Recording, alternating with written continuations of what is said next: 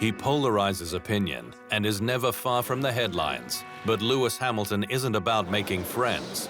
He's about becoming the greatest F1 driver on the planet.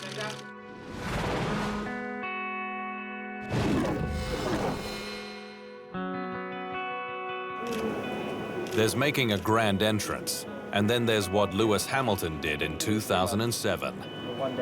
The 22-year-old from England had a stellar junior resume behind him, but not a lot was expected when he was named as reigning world champion Fernando Alonso's co-driver at McLaren. That was the last time the Formula One community underestimated Hamilton. In his debut Grand Prix in Australia, he finished third and proceeded to make the podium in his first 9 races, something which had never happened. Before his F1 career was even 8 races old, he was a back-to-back winner. Hamilton failed by just 1 point to win the World Championship in his first season. A superstar had been born. We have never seen anything like this in F1 before. I think the word phenomenon just about fits. I want to win the World Championship. That's the most important thing. The others are just, it would be nice to win Monaco and Silverstone. I've done one, I plan on doing the other, but the World Championship is the one I want to win. And Hamilton was in a hurry, kicking off his second season with victory in the opening race in Melbourne.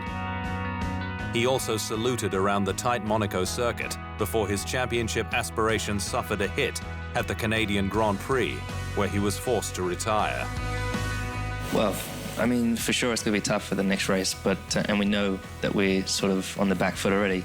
But knowing that the pace and the momentum we had already from the last race just shows that anything can happen. I mean, I feel quite confident that we can still win. I've got to. That's my job. I've got to have that belief in myself and the team, and I truly do. I think it's going to be tough, but the key is scoring points. We need to score as many points as we can, so the higher we finish, the better. I still feel we can finish in the top 3, but it's going to be a real challenge. Hamilton then produced an extraordinary drive in horrible conditions to win the British Grand Prix in front of his family and adoring hometown fans. It is by far the best victory I've ever had. He joined an illustrious list of British names to win their home race, including Sterling Moss, Jackie Stewart, Nigel Mansell, Damon Hill, and David Coulthard. But Hamilton had idolized another great, Ayrton Senna. It's Ayrton Senna, the Brazilian driver. He was the guy that I noticed when I was a kid, and I just loved what he did as, firstly how he drove, but how he was as a human being, because he made a big difference in how he inspired the people in Brazil. He was bigger than any football player, any president or prime minister or anyone in the team. He was the most influential person in Brazil, you know, in terms of how he gave back to his country. So I love that. You know, he's a real leader and a real iconic figure. So, and he just drove the best. So I always want to be like him.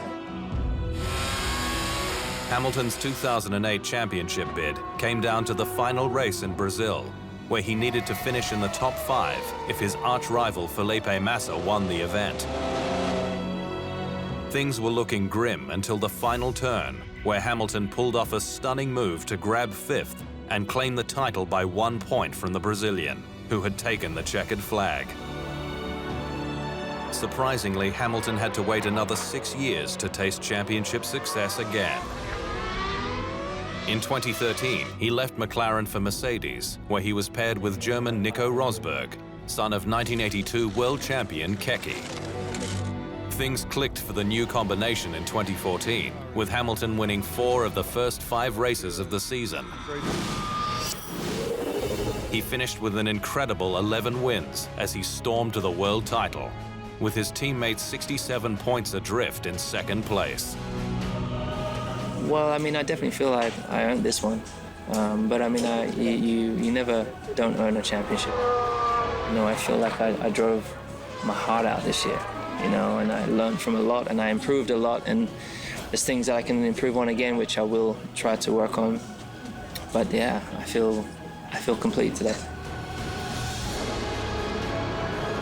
It was a similar story in 2015, with Hamilton winning 3 of the first 4 races and 10 overall to romp home his 3rd world title, equaling his idol.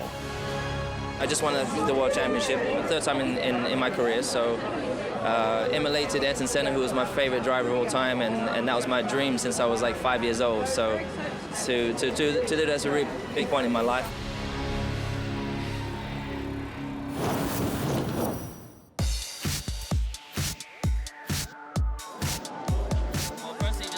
Lewis Hamilton enjoys life in the fast lane off the track as much as he does on it. He's just as comfortable walking the red carpet at a fashion show as he is getting behind the wheel of a 900 horsepower F1 Mercedes.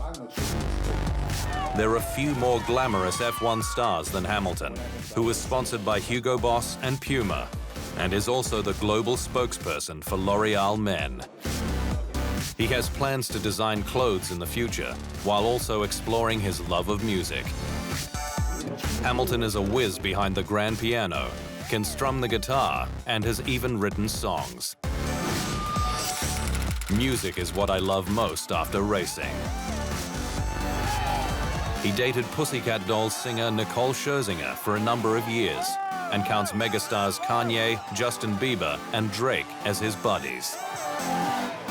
While the glitz and glamour of the Formula One circuit is made for Hamilton, the best driver on the planet understands his importance as a role model, particularly given the color of his skin.